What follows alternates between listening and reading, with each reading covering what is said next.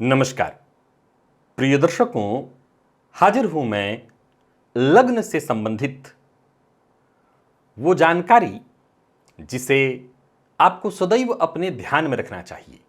ये जानकारी वैसे देखा जाए तो बेहद साधारण सी प्रतीत हो रही है, परंतु मेरी सलाह है कि इसे आप कंठाग्र रखिए। अगर आप ज्योतिष के मेरे पुराने दर्शक हैं तो मैं समझ सकता हूं, कह सकता हूं कि ये आपके लिए बहुत महत्वपूर्ण वीडियो नहीं है, परंतु अगर आपकी रुचि ज्योतिष में है, केवल आप अपने बारे में ही जानना चाहते हैं, तो इस विषय को आप सदैव ध्यान में रखिए, अपने पास इस वीडियो को सेव करके रखिए। चर्चा है आपके लग्न के लिए जो जरूरी जानकारी है, रंग, अंक, तो वहीं कौन सा दिन आपके लिए शुभ है, तारीख कौन सी शुभ है आपके लिए, इन सभी विषयों पर हमारी चर्चा जारी है। बीते दिनों में हमने मेष से लेकर के वृश्चिक लग्न के जातकों के जीवन में कौन कौन सी महत्वपूर्ण चीजें हैं जिससे आपको ध्यान में रखना है, इस पर हमने चर्चा कर ली है। अगर आप इन लग्नों से संबंध रखते हैं तो आपको बीते 2 दिनों के कार्यक्रमों को अवश्य देख लेना चाहिए। चलिए बिना विलंब किए चर्चा प्रारंभ करते हैं।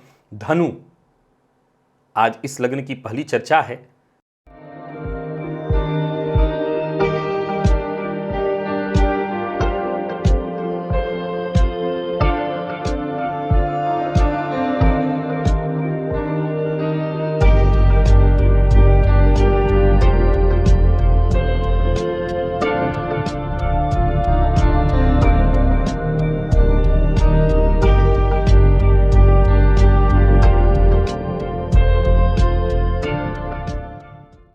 धनु लग्न के जातकों के जीवन के बारे में आइए जान लेते हैं।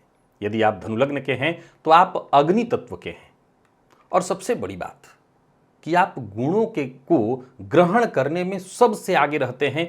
इस मामले में आपके जैसा कोई नहीं है। अपने लक्ष्य के प्रति, उसको प्राप्त करने के प्रति सदैव सचेष्ट रहते हैं, प्रयत्न करते रहते हैं, परंतु आपका व्यवहार कई मामलों में सामने वाले को दुखी कर देता है। आप कई बार अव्यवहारिक प्रतीत होते हैं। ऐसा लगता है जैसे आप अच्छा व्यवहार भी कर रहे हो तो सामने वाले को वो चुभ जाए। तो इस मामले में आपको जरूर ध्यान रखना चाहिए। शुभ रंग आपके लिए पीला है, लाइफ टाइम। जीवन रत्न आपका पुखराज है, लाइफ टाइम। गुरुवार का दिन आपके लिए बेहद शुभ है और भगवान विष्णु आपके आराध्य हैं। प्रत्येक माह की 3, 12, 21 और 30 ये जो तारीखें हैं, इनमें यदि आपको गुरुवार का दिन मिल जाए तो आपके लिए वो बेहद श्रेष्ठ दिन है। आपको इस दिन कोई नया कार्य इत्यादि करना है, कोई भी कार्य करना है, आप कर सकते हैं। और व्रत करना चाहते हैं तो गुरुवार का व्रत आपको आजीवन करने में कोई दिक्कत नहीं होने वाली, आप आजीवन कर सकते हैं। वो लग्न जिसके जातक आपसे जुड़ जाते हैं, जुड़ पाते हैं, आपको समझ पाते हैं, वो मेष और सिंह है। ये 2 ही मुख्य हैं। और जो नहीं समझ पाते हैं बिल्कुल आपको, वो कर्क, वृश्चिक और मीन है। ये बड़ा कमाल का विषय है। कर्क, वृश्चिक और मीन भी आध्यात्मिक है, वैसा ही आध्यात्मिक धनु भी है, परंतु धनु तर्क के ऊपर धर्म से जुड़ा है, बेहद तार्किक है, इसीलिए इनके साथ संबंध नहीं ठीक बैठ पाते हैं। बाकी के जो बचे वो सब सम हैं, मतलब उनको समझाया जाए तो वो समझ लेंगे। मकर, यदि आप मकर लग्न के हैं तो आप भूमि तत्व के हैं। आप बेहद परोपकारी हैं, ये आपका गुण है। कठोर परिश्रमी हैं, ये आपका गुण है। और आप सबको सही सलाह देते हैं, कभी किसी को गलत सलाह नहीं देते, ये आपका गुण है। पर आप संदेह बहुत ज्यादा करते हैं, हर चीज पर आप संदेह कर लेते हैं। ये आपकी संदेहास्पद प्रवृत्ति जो है, ये कहीं ना कहीं आपके जीवन काल में आपके लिए एक बेहद अवगुण के रूप में है। शुभ रंग आपके लिए आजीवन नीला है, आसमानी है, तो ही जीवन रत्न नीलम है। आप आजीवन नीलम पहन सकते हैं। शनिवार का दिन आपके लिए शुभ दिन है, तो वहीं शनिदेव आपके आराध्य देवता हैं। आप चाहें तो शनिवार का व्रत करिए और माह की 8, 17 और 26 तारीखें आपके लिए अनुकूल हैं। इन तारीखों में यदि शनिवार पड़े तो आप अपना कोई नया कार्य इत्यादि करना चाहते हैं, प्रारंभ करना चाहते हैं तो कर सकते हैं। आपको समझने वाले लग्न बहुत कम हैं, मैं तो कहूंगा नहीं ही है, और वो सिर्फ और सिर्फ एक है, कुंभ। लेकिन एक कमाल की बात आपको बताता हूं, ऐसा भी नहीं है कि आपको ना समझने वाले भी बहुत हैं। आपको ना समझने वाला भी सिर्फ एक ही है, सिंह।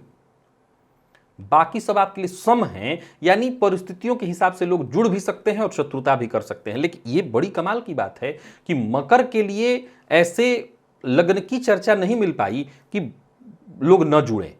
आपसे जुड़ सक जाते हैं, सब लोग जुड़ जाते हैं, न जुड़ने वाला एक सिंह है। और तो और बहुत करीब से समझ पाए, आपको भीतर से समझ पाए, वो सिर्फ एक है, वो कुंभ है। बाकी इतनी गहराई से आपको सब नहीं समझ सकते। कुंभ, आइए कुंभ के जीवन के बारे में जान लेते हैं। आप वायु तत्व के हैं, आप जन्मजात योगी हैं, आप साधक हैं, आप अन्वेषक हैं, आप खोजी प्रवृत्ति के हैं, आप बेहद संवेदनशील हैं। दूसरों के दुख से बहुत ज्यादा आप दुखी होते हैं, यहां तक कि दूसरा जब कोई दुख में होता है तो उसके दुख से आप जुड़ जाते हैं, आप अपने आप को जुड़ा हुआ महसूस करते हैं। मैं पूर्व में भी इस विषय पर चर्चा कर चुका हूं। आज इस कार्यक्रम को जब एक जगह संकलित करके एक ही जगह पर बना रहा हूं, तब भी ये बात दोहराना होगा और मुझे कहना होगा कि कुंभ की कमियां ढूंढना थोड़ा मुश्किल है। प्रिय दर्शकों, ये बात सदैव ध्यान रखिए, मानव जो है वो कमियों से ही बना है, बुराइयों से ही बना है। अच्छाई वहां ढूंढना थोड़ा मुश्किल है। कमियां तो हर जगह हैं, तो कुंभ कोई ऐसा विशेष थोड़ी है कि उसमें कमी ना हो, उसमें भी कमी हो सकती है। बहुत से ऐसे दर्शक होंगे जो कुंभ के कारण ही उनकी कोई हानि हुई होगी, कोई नुकसान हुआ होगा, और कमेंट में ही कहने लगते हैं कि सबसे बुरा तो कुंभ वाले ही होते हैं। पर ऐसा नहीं है। मैं जो ये कह रहा हूं इसके पीछे भी तर्क है। इस लग्न के जातक बेहद शांत और स्थिर होते हैं, वो किसी का नुकसान करना बहुत ज्यादा पसंद नहीं करते। और निस्संदेह ये इसीलिए शनिदेव की मूल त्रिकोण राशि है। जो स्वयं न्यायाधीश है वो वही घर चुन सकता है जिस घर में ऐसी कोई कमी ना हो। अगर बहुत दूर तक जाकर के आप ढूंढें, इस लग्न के जातकों की कोई कमी निकालें, तो आपको एक ही कमी निकल करके मिलेगी कि इनके विचारों में परिवर्तन होता रहता है। और उसके पीछे क्या कारण है? इनका अन्वेषक, इनका खोजी स्वभाव, सत्य की खोज करना, यह इनके स्वभाव में है। फलतः हर दिन इनको जब नए विचार इनके सम्मुख से गुजरते हैं तो इनके विचारों में थोड़ा परिवर्तन दिखाई पड़ता है। अब लगता है यही अवगुण है। शुभ रंग आपके लिए सदैव नीला, आसमानी है, काला भी है। और जीवन रत्न आपके लिए सदैव शुभ नीलम है। शुभ दिन आपके लिए शनिवार का दिन है और शनिदेव ही आपके आराध्य देवता भी हैं। अगर आप ग्रह के रूप में शनिदेव की पूजा कर रहे हैं तो शनिदेव की ही पूजा करिए। वैसे हनुमान जी मैं कहा करता हूं, लेकिन आराध्य देवता के रूप में शनिदेव ही हैं। आप शनिवार का व्रत करिए। माह की 8, 17 और 26 तारीखें आपके लिए अनुकूल हैं। और इन तिथियों में यदि शनिवार पड़ेगा तो आप अपने जो भी जरूरी काम है वो पूरा कर सकते हैं। कोई नया कार्य इत्यादि प्रारंभ करना, जैसे विद्यार्थी आपको फॉर्म भरना है तो आप भर सकते हैं। वो लग्न जिसके जातक आपको समझ पाते हैं वो वृषभ, मकर और मीन है। यहां गौर करिएगा, वृषभ वाले आपको समझ पाते हैं, मकर तो समझता ही है, मीन के जातक भी आपको समझते हैं। मिथुन और कन्या, देखिए मित्र राशियां हैं, पर इसके जातक समझ नहीं पाते। और उसके पीछे का तर्क जरा समझिए एक बार। मिथुन और कन्या बुध से संबंधित लग्न है। बुध कौन है? तो बुध युवराज है। बुध युवराज है। युवराज को आनंद की बातें तो समझ में आ सकती हैं, बहुत अधिक ज्ञान की बातें करो, बहुत अधिक आप शास्त्रीय बात और दार्शनिक बातें करो तो वो आपको समझ में नहीं आती है। किसको? युवराज को, यानी कि कन्या और मिथुन को। बाकी के सब आपके लिए सम है, यानी परिस्थितियों के हिसाब से सब आपसे जुड़ जाते हैं। और आखिरी लग्न मीन है। मीन लग्न के जातकों की यदि हम चर्चा करें तो आप जल तत्व के हैं, आप आध्यात्म प्रेमी हैं। देखिए, एक होता है आध्यात्मिक और एक होता है आध्यात्म से प्रेम करने वाला।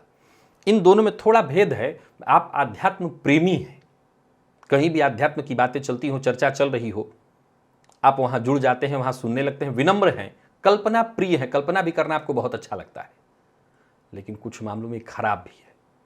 कल्पना प्रेमी होना कुछ मामलों में खराब भी है, क्योंकि कल्पना करते रहना और इस मामले में फिर लापरवाही आपसे होती है। फिर एक अवगुण भी और खड़ा हो जाता है कि आप कई बार फिर इसके बाद धैर्यहीन हो जाते हैं। तो ये कुछ कमियां हैं आपकी, इसको ठीक करना होगा।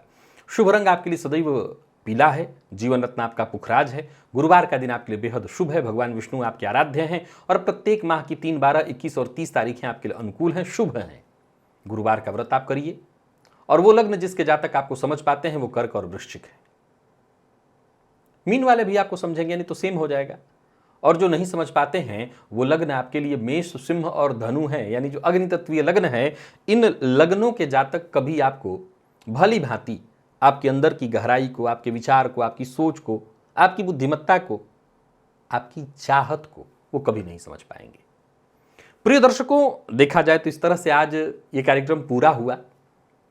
हमने 12 लग्न, याद रखिएगा, है राशि की चर्चा नहीं है, लग्न, ये सारे गुण मैंने लग्न से बताए हैं। तो 12 लग्न के जातकों के जीवन से जुड़ी कुछ बेहद साधारण सी बातें बताई हैं, जो ज्योतिष के उन प्रेमियों के काम आने वाली हैं जो ज्योतिष को अपने जीवन में बस इतना ही जोड़ करके रखते हैं कि जो जरूरी चीज़ें हैं वो अपने लिए, अपने ऊपर लागू कर लें, अपने लिए समझ लें। तो आप इसका लाभ उठाइए। बाकी ये मेरे चैनल के प्लेलिस्ट में पड़ा रहेगा। आने वाले दिनों में जब बाकी के दर्शक इसे देखेंगे तो अवश्य ही इससे वो लाभ उठा सकेंगे। तो आशा करता हूं आपको आनंद आनंद भी मिला होगा इन कार्यक्रमों को देख करके। बीते 3 दिनों से यही चल रहा है। तो आज के लिए बस इतना ही, इजाजत दीजिए, पुनः मुलाकात होगी। तब तक के लिए नमस्कार।